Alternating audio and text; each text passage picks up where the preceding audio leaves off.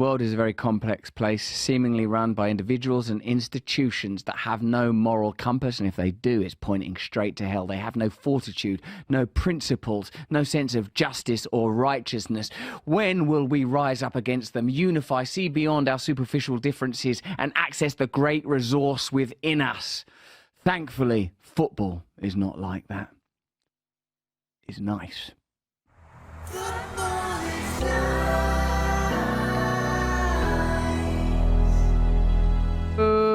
And welcome to Football is Nice with me, Russell Brand, and Gareth Roy. And what a fantastic conversation I anticipate today. We're going to be talking about transfers and the usual craziness that surrounds the transfer season. Silly season, Harry Redknapp would call it. We'll be talking about transfers as they once were in more innocent times. And we'll be talking about Stormzy's acquisition of another football club. Could it be the next Wrexham? Is it going to be on Amazon Prime? As well as, in a way, we're placating Gareth Roy by talking about Hull City, which is the football team and city that he supports and is indeed from. Thank you very much for all your comments about Simon Jordan. We'll be going through some of those in a minute, but it's nice to welcome back you, Gareth. Is it? Yeah, I miss you. You don't want Simon every week? Not every week, Not Simon. every week. That's a lot, because remember, I'm one of those people that's a bit like Simon Jordan, sort of intense and everything. And then, like, while I'm being that, there's another one of them there. Yeah, it's a lot to deal with. I know. It's intense. I mean, I literally know. Because you deal with me every day. Frankie, best conversation I've heard about football. Valid points from both. What I did enjoy about the conversation is we thought, I suppose the nature of the discourse, if I can use such a grand word, was I was saying the problems in football emanate from its ongoing commodification and commercialisation, and at some point, it will kill the goose that lays the golden egg, which is the romanticism, tribalism, populism, beauty and grace that's somehow enshrined and interwoven within the game. And Simon, I suppose, says that he doesn't really think that's true, although we sort of tended to agree on quite a lot of the most fundamental principles, like if Saudi Arabia keep buying up players, there'll end up being a league there. If you keep having disproportionate power, teams like Man City, that you'll end up having a Super League. What do you think about that general argument, mate? I guess it's like, what is the line, isn't it? You know, you think, what's the... I mean, obviously, we had the World Cup where there was so much talk beforehand of, you know, should it be staged there? The issue with the workers, people dying, people like Gary Lineker saying all sorts of things, people not showing the, networks not showing the opening ceremony. There was all of that, and yet it became one of the best World Cups in history, I think you could argue. Some of the best games ever in the history of the international game. And so there's a tendency after something like that to kind of feel like it's literally, it can accommodate anything. It could be put on the moon, it would accommodate that. I don't know if that's true. I mean, I think in terms of formatting, you could well see a time where maybe that 45 minutes could be broken up. Who knows? I just wonder, what's the thing where people... I mean, obviously we saw it with the Super League, didn't it? When then the Super League was going to start, fans rebelled, and ultimately that movement was crushed for the time being. You wonder maybe what is the point? That are they just trying to incrementally get to the same place anywhere, just in a slightly slower fashion? I reckon, and ultimately they'll just reconfigure their plan, pivot slightly, and as you say, execute the same idea. There must be something in football's essence that is pretty foolhardy for it to, as you say, endure even the overt commodification that the Qatar World Cup particularly exemplified. Although on reflection, I would say that the West moralising about Qatar is ultimately a disingenuous and, what do I want to say, occidental, and almost you could go so far as say a supremacist stance. This is, again, this is one of the things I love about football, is it provides a lens through which we can analyse world affairs. The kind of neoliberal establishment will use its overt virtue signaling around cultural issues to point out that, oh, we're different than them. But what I suppose a counter argument is hold on a minute, this is an imperialistic and exploitative game from nations that have colonized and exploited the world, even and specifically the region that is known as the Middle East, where you're making these kind of judgments from even now. And top of that, there's the hypocrisy of still doing the bloody event there in the first place, and indeed individuals that spoke out attending. Not showing the opening ceremony was a proper cake and eat it move. Yeah, completely we're agree. willing to make sacrifices, but not sacrifices that mean anything, and therefore not sacrifices, they're gestures. And Yeah, the problem wasn't Morgan Freeman and his hand, was it? Wait a minute. As long as we don't show Morgan Freeman and his hand, then we'll be fine. The issue with the United Arab Emirates and its richness in fossilized fuels is Morgan Freeman's hand. Not to get too political necessarily, but we've talked recently about the way in which CNN and MSNBC said that they won't show Trump's post-arraignment it's the same speech. thing. And it's like, well, after like years of profiting from Trump and then pushing all the Russiagate stuff and all that, then you're going to say, well, this bit we're not going to show, but we'll continue talking about it in the rest of the time. And we'll continue bundling up your data and selling it more even than porn sites do. We will report on Russiagate in a biased and insubstantiated way. Essentially, the mainstream media cannot claim to be doing anything for a moral reason, and that's whether it's talking about like matters within football or matters within news and politics, because they don't have a leg to stand on when it comes to that set of criteria. I always guess I'm more on your side than Simon Jordan in that respect. Oh yeah, that's right. Because that's exactly what I wanted to bring up. Because what I wanted to say is that the thing that's romantic and beautiful about the game at some point surely will be extinguished. And I wanted to talk more about, like, this is what I said in the end, because you know what he's like, Simon Jordan, he's hectoring, he won't shut up. I think I do listen in the end, don't I? Yeah. Thanks.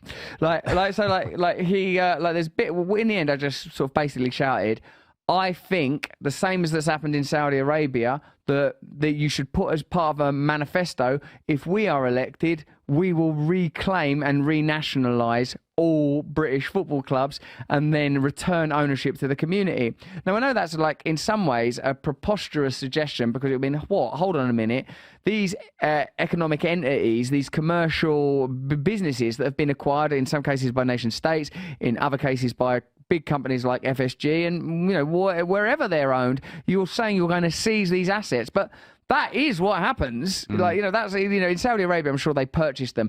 But what about with when we privatized all of our municipalities, like the gas and the water and the electricity? All those things have been built by taxpayers' money. That means we owned it. Then they sold it back to us as privatized commodity. So I don't think it's absolutely ridiculous. And the reason I'm saying it is because, of course, that's part of a earth-shattering model or an economic shattering model, because of course then it's like, well, are you going to pay the players in the same way? Sure. It's all going to totally fall apart. Yeah, it all because change. it's an attempt to sort of popularise ideas and also a sort of a Trojan horse for numerous other ideas, but bringing them into the heart of the popular entertainment arena, I suppose. Was like, you would own Liverpool, you would own Ipswich, you would own, and the community would run it electorally. You would elect a board, you'd run it that way. You'd have to look at what obviously the commercial and broadcast partners are all going to fucking drop out the minute you do something like that. Because even when someone like Jeremy Corbyn, who was like a left-wing politician who was, for a minute in our country, was like our Bernie Sanders, but he became the leader of the party. Like, people were like, we're pulling out, we're not going to have that kind of stuff, But all of that is revealing that whole process of like the broadcast, right, we'll broadcast it ourselves then. Or what it would do is it would be seismic, it would be an incision for something that just seems sort of quite populist. It creates a sort of waves of kind of beautiful chaos. That's why I like it. I know it's mad though. Yeah, no, I mean, as you say, it would mean fundamentally changing all the apparatus around it as well in order for that to work. There's so many things that will be affected by that. And I was literally just thinking about Declan Rice and his kind of ascendancy and how amazing Declan Rice has become. The fact that both these clubs, Man City and Arsenal, want to spend over 100 million quid on him at the moment. You'd probably say that without the money spent on West Ham that they can invest into their youth setup that develops players like Declan Rice, that maybe one of the arguments would be, well, we wouldn't get players as good as that. And I guess that would be a good argument. But that's what I mean. Everything would have to Everything change. falls apart. Because aren't we at a point, though, where it's like, well, like Declan Rice, understandably, I'm a West Ham fan, of course, like Declan, and thanks for them seats from Upton Park. It's a really great present. Gareth got me for my birthday 2 seats from West Ham's former ground and beloved cathedral, Upton Park, aka the bowling ground. You could buy seats from it after they smashed it to smithereens to buy flats on it, basically for no reason other than money. and anyway, I've got a couple of them seats now. I want to find out where they are. Perhaps over the coming weeks we can locate exactly where they were and then find someone that sat in them seats, then bring them round and allow them to do a little fart on that seat and say, there you go, what comes around goes around. There was some chewing gum under the seat. Was there? I took that off because I thought, that's priceless. That could have had my own DNA. What if I'd already? What would have been my? That would be one of those beautiful stories if it was your own bubble gum. You know when you hear those stories, and did you know it was the very same person? You know those stories. Post us one in the chat, will you? Anyway, mate, like with more parochially, like you get 105 million quid for Declan Rice. You know, like what you're going to spend trying. He's irreplaceable, essentially, a player of that quality. Maybe even if we get that lad out of Ajax or we get James Ward-Prowse out of Southampton, sorry, James. Calvin Phillips, was it? Oh, right. Well, yeah, that starts to make a little bit of sense. But even then, it's sort of like for like, I mean, what's the point? What's the point of it all? What's the point? Or Harvey Barnes out of Leicester. There's like things that could be exciting about that money, but I don't know. I guess what I'm saying is like I hanker after a time where you might have Billy Bonds or, you know, even Mark Noble spend their whole career at a club. This because why? What is it? What is it? As I always like, whatever subject you're interrogating, what is it? It's like them players are the representatives of a community. We vicariously live through them, and for a minute, victory and loss is simple and makes sense with all the complexity within the game. We want them to win. We don't want the other team to win. It's all sort of manageable for a moment, and yet you gain access through ceremony. You gain access to emotions that are sort of deeper than on paper or elicit. I might cry. I'm overwhelmed. I'm overjoyed. The moment that David Moyes puts the medal around his father's neck, it provides you with a kind of magic. And when you reduce it all to numbers, you're pulling. I can't help but think that sooner or later the thing itself will pull up. But I guess I'm not saying why don't we go back to the days where they're wearing sort of big mad leather boots like loaves of bread and kicking around a human head instead of a ball. Yeah, it's that argument, isn't it, that they always give with like technology and why these kind of big tech companies have been allowed to kind of maraud around the world and colonize everything and everyone. And the argument is always, well, it's progress. What do you want? You do not want progress. This is why they should be allowed to kind of keep doing what they're doing. And I guess, but then there is a counter argument to that is, well, what price do we pay for that progress? And could it be argued that it's not progress in every sense? I don't actually even want progress because I feel that there are false markers of progress in medicine and technology that distract us from elsewhere, stagnation, moral, spiritual stagnation. And it would be nice if the progress was not somehow... I thought this phrase when visiting a very elite school recently, where I noticed conversationally the phrase, we're so lucky, we're so lucky. People kept saying they were lucky. I thought... privilege is hoarded luck, and all this progress it's contained. It's contained. Yes, there is progress. Of course, you know, you could, like, even, you know, when people hark back and say, would like a sort of team like Nottingham Forest, when they had their 2 consecutive European Cup wins, would that Nottingham Forest team beat Man City? You sort of think, no. Because, like, you know, you imagine, like them Forest players was, like, Martin O'Neill, whatever, like, they're, like, probably drinking booze almost at half-time. And, like, these are athletes. There's so many actual, that is actual progress. Their diet, the use of technology, those things, that's all sort of wonderful. But has some majesty been lost?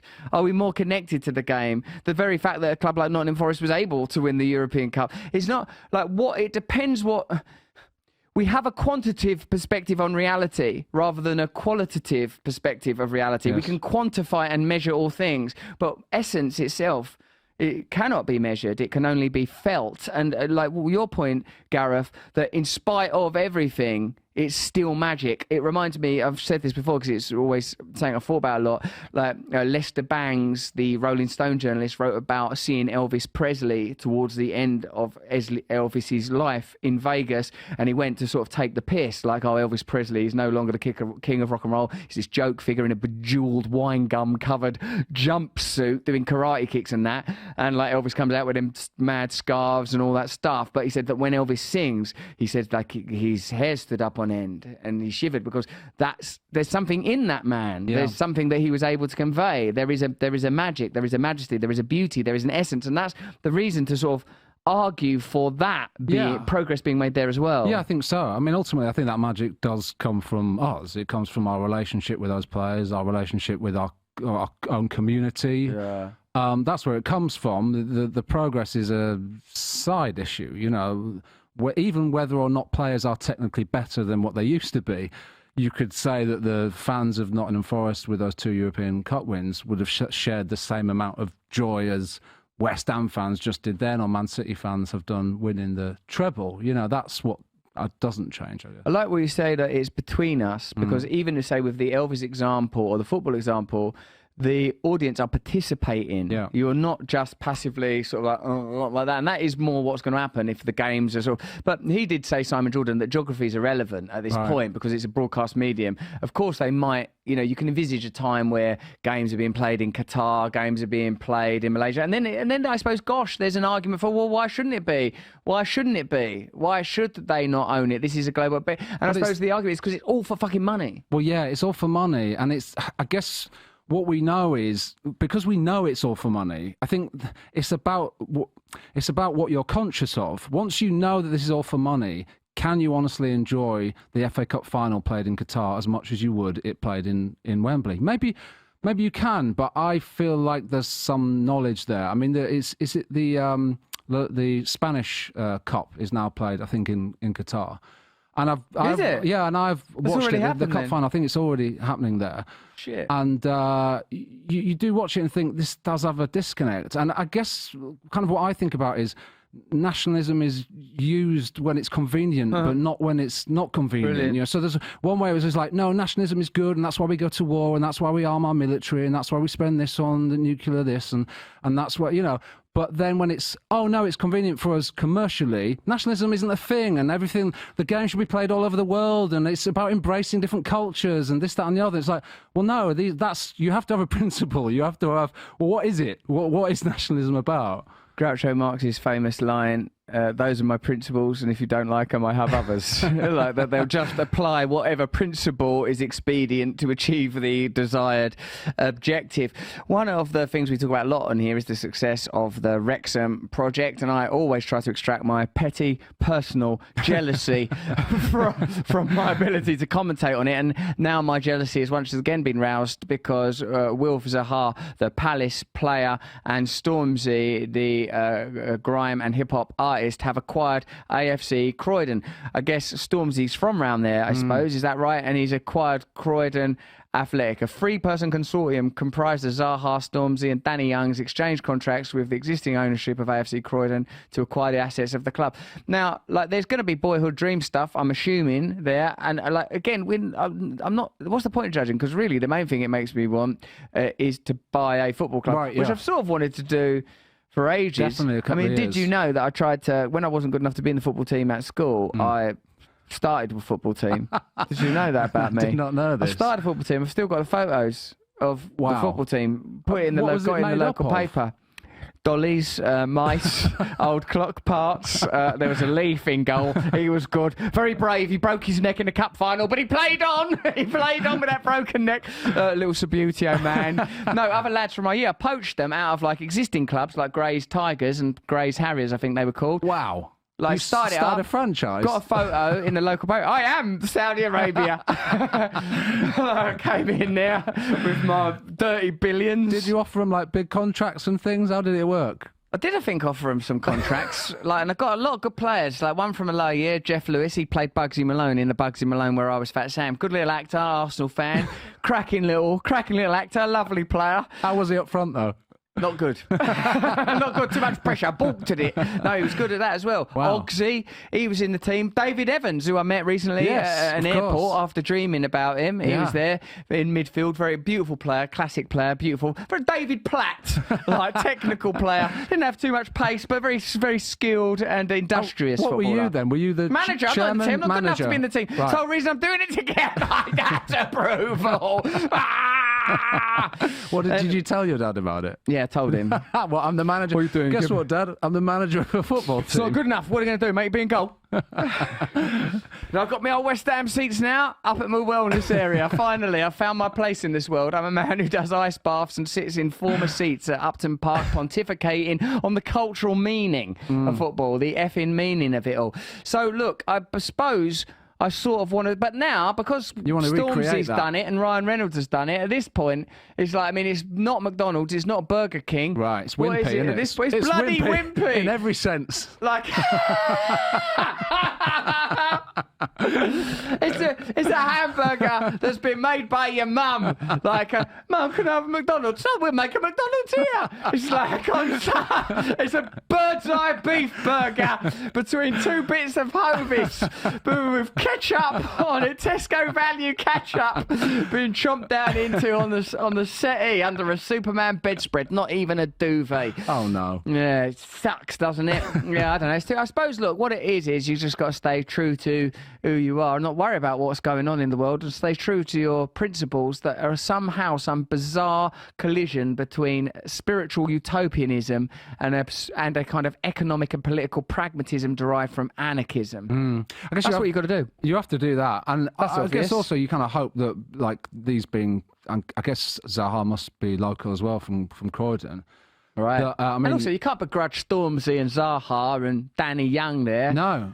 And Like- if they are locals, so then you'd think, well, they'd want the very best for that club. It's not like a cynical move, is it? You know, it is, I guess, locals who've done well taking the club back. Look, and this is not critique on either the Wrexham project or this one, but the cynicism is baked in institutionally. Yeah. It's unavoidable. It's unavoidable. And I know that we all participate in that, whether it's with whatever endeavour we do. You know, we do this podcast because we love it. We know that on Rumble, primarily, our content has to be establishment attacking content that can attract people from the left and the right. And we're able to do that because we believe that both political parties are corrupt and unable to represent people. And we do this because we love football. But still in the back of my mind, I think, we've got to grow the views. We've got to have more people listen to it. What are the assets? What's our social media program? Are we optimizing correctly about it? Should the thumbnails be better? Is that graphic appropriate anymore? Should we do that jingle again? I'm like it. That's why I always sort of thought about myself. That's why I thought that I should be a participant in this crazy thing. I don't mean purchasing football clubs in this instance. I more mean a global revolution. Is because I know what they are like. I know it. I know the flavour of like that kind of egotism and that kind of urgency to kind of conquer and move forward.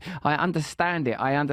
None of us are free of it. It's immersive. It is the aquarium in which we live. It's become our environment. That is Mark Fisher's dialectic on the subject. It's so immersive and totalitarian that you cannot not be within it. And Courtney Love actually pulled me up on this because he used to use, who I'm friends with, he uses Kurt Cobain as an example. And I sort of said to her, I don't think he's like, he doesn't claim to understand Kurt Cobain in the manner in which you as his wife did, God rest his soul. But he's saying that the figure of Kurt Cobain almost represented a culture that understands its own, the sort of futile loop in which it's locked. Yes. That nihilism and despair sells on MTV. And the more you decry the system, the more the system is able to present that as a product. Like the famous Bill Hicks bit, like he sort of says, he's quit putting a goddamn dollar sign on everything on this goddamn planet. Oh, the angry dollar. We can market that. That's a very useful market. You know, like that. There's nothing that cannot be mobilized. The plasticity of the system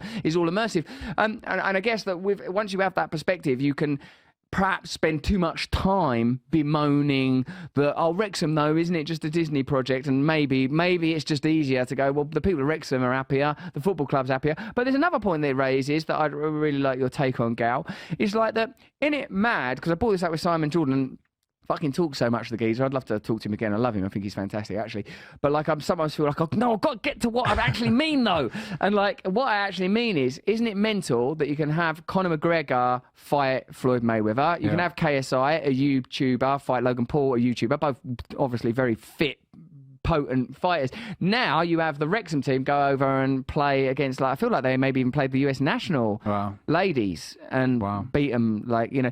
So now sport, the thing that almost the defining thing of sport is it's meritocratic. It's like this team is in a division with this team. These are the best players. Now you can just go in goal. It's Will Smith. You know, like just like sort of casting it and like messing with the actual, again, the essence of it. And for me, I can't help but seeing this, something of the sort of post-modernity itself. Everything is falling apart into a kind of madness. I think it's also maybe the speed at which it's happening. I mean, I read an argument for why, again, to highlight what you said about the hypocrisy around it, that, you know, there's all this talk about Saudi Arabia at the moment and its clubs buying up Premier League players, and you could argue that some of them are Premier League players who are coming towards the end of their careers, but you could also, some aren't. They're mid-career and like good players, and it just seems mad that they're going to Saudi Arabia. For those of you watching this on Rumble, those players that are up there.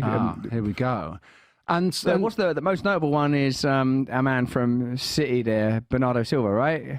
If Silva goes, I think Neves has gone. Oh, yeah, Neves from Wolves. He's like 25, 26, you know, very good player. Pre-peak footballer. Absolutely. But do you think there's a sort of, not racism ain't the right word, but like a kind of assumption that, you know, because it used to be America, right? It used to be like, for a minute, it was America. When you're past your prime, go America and have a sort of a payday holiday. And then it was China for a minute, but it didn't quite catch on China. It's been Russia as well. Russia's had to go, have they? Yeah, absolutely, yeah. And so what do you think, mate? Well, I just think, you know, from what I was reading, this person pointed out that, well, what are we saying that the Premier League, I mean, we all remember when the Premier League happened and the Sky money came in, and there was like a revolution for football. There was the point where Sky were even going to buy up Manchester United. You know, that deal, again, fans revolted against that. But it's not like they didn't try to do it.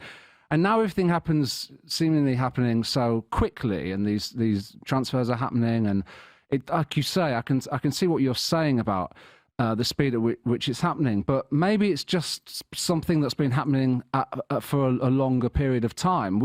It's hypocritical for us in this country to an extent to say, oh, I can't believe Saudi Arabia paying all these players massive wages, when that's literally what we've been doing. We've been taking players from their countries of their origin, where they could have been plying their trade at the clubs that they were born, and we've literally paid them massive wages to come over and make this Premier League what it is. Why shouldn't Didier Drogba stay Ivory Coast, make Ivory Coast football spot on? Sure, so many examples of that happening that, you know, again, the hypocrisy factor of this is, yes, okay, there's all sorts of ways we can say Saudi Arabia, this, that and the other, but as we know, to go up to politics, America will keep selling them arms. You know, it's ridiculous. And it's the same argument as the World Cup argument. You can't say it without, like, claiming that there's some sort of superiority, except, I suppose, in sporting terms, the Premier League is measurably, somehow, the best league, the best players, the best managers, the most money, and the facts that those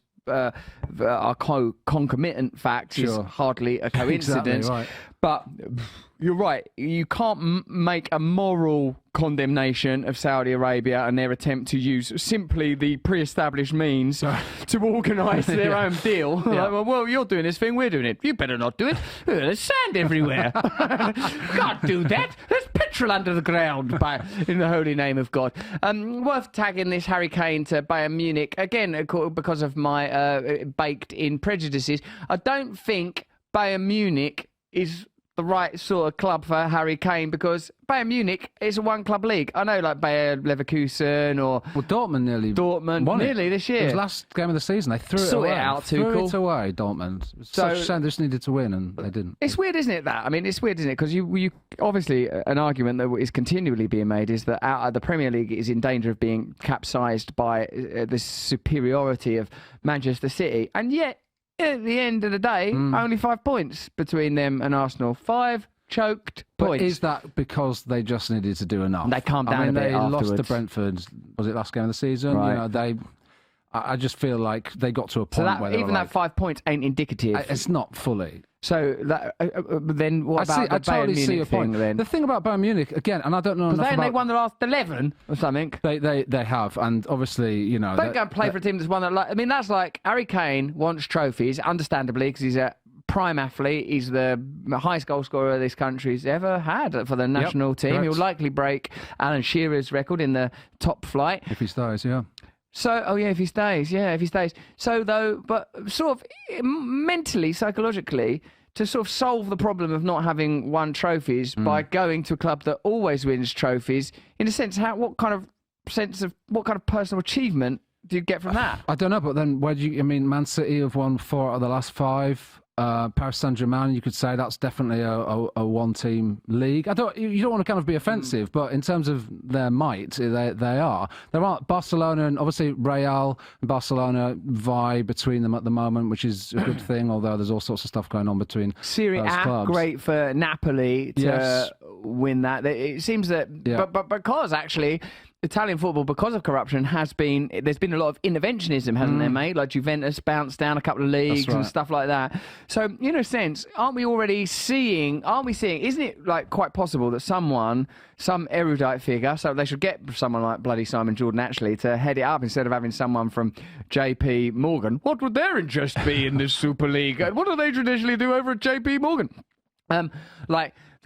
Couldn't someone come along and persuade you, look, if Man City, 4 out of the last 5 times have won it, if, Barcelona and Real, if even in Italy there's only a couple of teams that are capable of it, and Bayern, to make the national leagues more competitive, doesn't it make sense to create this national Super League? This global Super League? They think that the momentum of the argument is self-evident through the figures.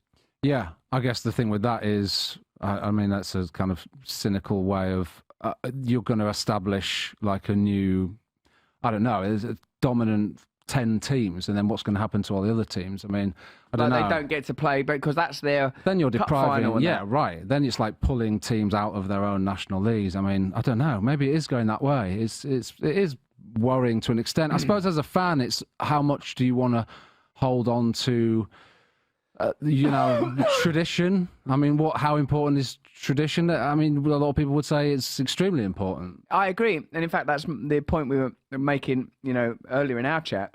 Excuse me. And I know we basically agree. And the conversation I was having with Simon Jordan. So if we've established that principle that we don't want the natural migration to be towards an elite league, even though it's pretty plain that that's formatively already present, then there is a necessity for regulation. What some people say is, regulation on transfer spending or wages or whatever, but that's too minor, isn't it? Yeah. It doesn't even work. Look at Chelsea. That's not even working. They're just giving players 8-year contracts. They evade it. Exactly. So they can spread those transfer fees. That's why this podcast works for you. If you're an American who don't even know much about football, obviously when we start talking about Barry Fry, in a second you might become somewhat confused, but we're all confused by Barry Fry. But isn't it the perfect model to understand reality? We're introducing some legislation to prevent, for example, people in Congress trading stocks and shares. But what if their family member does it? That'd be all right. So that's passed in. Whenever there's regulation or legislation, it doesn't do the job that the rule was supposed to do. It just gives you the ability to say, we made a rule. You said that you wanted a rule. We beat Big Pharma this year. Is Big Pharma going to be meaningfully penalised, or is there just a handful of drugs that are going to be regulated and the pharmaceutical industry will adjust to make other products profitable? They will still have the same lobbying power. They will still have the same donation power. Sorry. Yes, basically. And the same thing happens with football, like as Gal's just explained. Chelsea... Sorry. Wow. Out of control. That's a record number, I would suggest. Yeah, no. Well, I'm drinking Lockenbutcher. I'm very excited. In some cultures, that burping is considered to be like a shamanic sort of transition. In others, it's actually just bad manners. Isn't it? Yeah. In our one, it's just actually appalling poor taste. Significant amount of the air in this room now is my farts and burps, isn't it? Yes, it is. We're living in my farts. I can confirm. And I would just confirm. All right, well, listen, in a sort of a in a welcome pang of nostalgia, let's tee up dear Barry Fry, who was an old school journeyman manager. I think he managed Peterborough, Southend. I know he managed for a while. And he's one of those figures who I think entered into when reality TV became a thing in our country. There was through Big Brother, a show that I was a host of one of the sort of satellite shows of, and there were weird reality shows like Driving School that followed people being bad drivers, and it went on. And I feel that like wasn't starring you as well, was it? I was a lady called Noreen in that, and there was and I guess Barry Fry, I feel like, became sort of a bit famous because I guess there was some sort of fly on the wall, as they were known in our country, documentary that followed him as he managed various football clubs. And I remember I used to love shit like this, and I'm not surprised that things like All or Nothing are just massive global products now, whether it's for NFL or the EPL. That people just love this stuff. Documentaries about football. What's not to like? What's not to like? Heartbreaks, thrills, chills. It's everything you want, isn't it? Insider information, mad quotidian details about people eating beans on toast. Dele Alli specifically, in the Spurs one that was. I mean, it gives you so much. It's rewarding. And in fact, this Wrexham thing, I suppose, do you know what it is like, with that Wrexham thing, sort of thing, like, I sort of might have nearly done that. Yeah. It's like, it's not more beyond... about a missed opportunity, It's a missed opportunity. It's greed. It's self-centred greed. That's what's motivating me right now. Let's have a look at Barry Fry, because as we enter this frenzy of transfers where Declan Rice might go to Arsenal or even Man City, which just seems like ludicrous stockpiling, just flinging him like into a harem. Like, he might as well eunuch him off and bang him up for a sultan. That's probably the kind of Occidentalism that we're trying to prevent, actually. But in any event, this is in a sense, a more innocent time, but in another way, a more disgusting time, where transfer deals were carried out with incredible bravado and casual, lackadaisical Cockney slang. Next on his wanted list, the Wickham striker, Miguel de Souza. Mate. He's barely bothering to separate those words, is he? How are you, mate? It's like when someone plays a saw on a talent show. Like, Two goals don't put us down. Hello, mate. How are you? He's in for some hard bargaining. Who's talking, your man? Sean Bean. Sounds like Sean Bean. Is that Sean Bean? Yeah. I think really we're looking at 850, 950.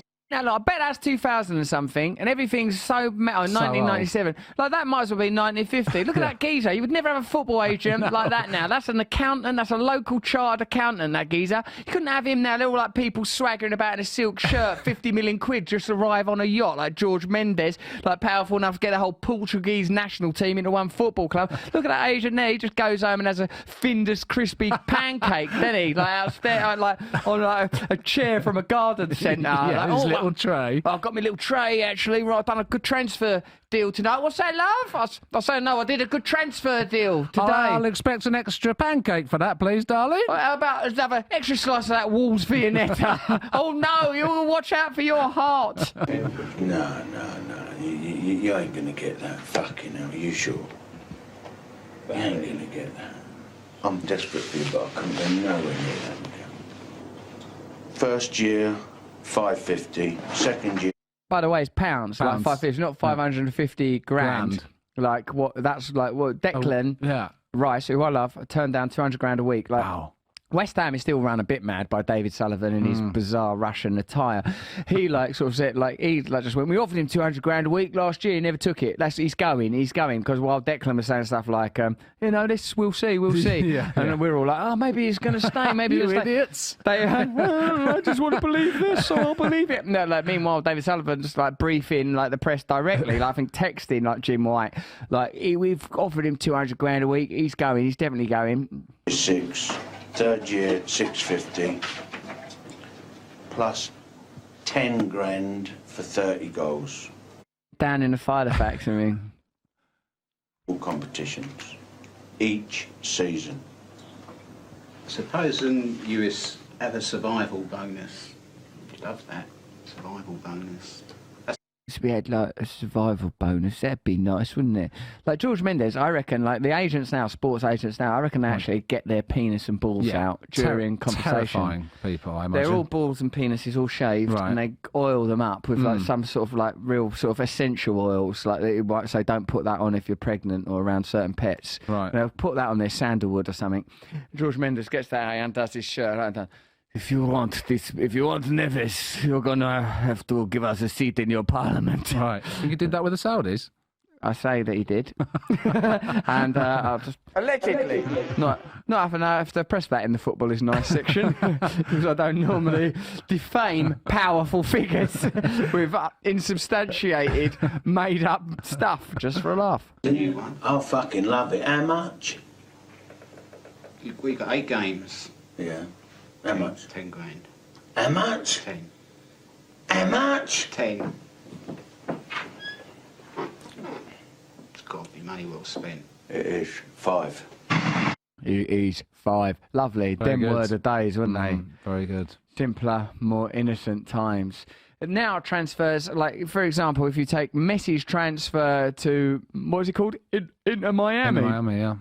David Beckham's into Miami. The MLS itself invests in the transfer. Messi's going to be able to start his own franchise after five years. Adidas, the sponsor of the league and the individual, I think, are contributing to the transfer as well as the club. That's how complex it's become. It's recognised that the sport is not just we've got this little tribe and we'll be playing these other tribes. No, this is a commodity. The broadcast deal, I think the broadcasters are paying him as well. It's all folded in. It's acknowledged what the reality of it is all, is all sort of explicitly like acknowledged in the deal. Hey, before we go into that though, what's that Gary Neville on Dragon's Den? Is that real? I want to check that out. Guest Dragon. Guest Dragon, right, okay. Because that thing really caught on. He's a guest in Dragon's Den, Gary Neville. That sort of makes sense. So I went on that lad, Stephen Bartlett, Diary of a CEO, the other week, which is the show on which Gary Neville said... Mini holidays. Mini holidays, mini retirements. Sorry, I call them mini retirements. I retire at 5 o'clock on Friday. Monday, my retirement's off. Yeah, that's the weekend. That's what that is, mate. And there was a flag, wasn't there, at Glastonbury saying... Oh, was there? I'm enjoying this mini retirement, Brilliant. or this is my mini retirement, stuff like that. So Gary Neville's going to be... on there? Yeah, why not? He's a very successful businessman, isn't he? Because he's got that hotel where he never greeted me. Yeah, that's right. That hotel I stayed at, where in my mind... I think he's got multiple. He just hasn't got like a little hotel. He's got loads of stuff, In real Salford, estate, all over Salford. Yeah. And Salford Football Club. Right. And now he's going to be a dragon. Yeah. I don't want to be a dragon. What have you got? Where's your franchise? You're going to have to get that football team up I'm and the going. Barry Fry pick Get figure. like David, what's his chops on the phone? Get Get your football team going again. Right, lads, we're starting the old team up. As I've told you, free dinner tickets for all of you lot. But I tell you what, I run a tight ship. You'll find me a good leader, but if you mess with me, you are out. I can't. As soon as I see anyone do anything, I think I should do it, don't I? Yeah. You've got to get out of that habit, I think. You don't want to be on Dragon's You can't do Den. everything also. Also, when it came to filming it, you'd be like, I don't I'm want not to do doing this. I hate it. Oh, Yeah. Russell, we've got to do this for 4 o'clock pickup for Dragon's Den. I'm not fucking No, going. I'm not doing it, Get no. in the car. Can you not wear that shirt? I like that shirt. It's my favourite shirt. The problem is it's strobing. Do you mind if we put this Myco shirt? No, I'm not doing it. Yeah. Can we just put a bit of makeup? No, I only want Nicola to do my makeup.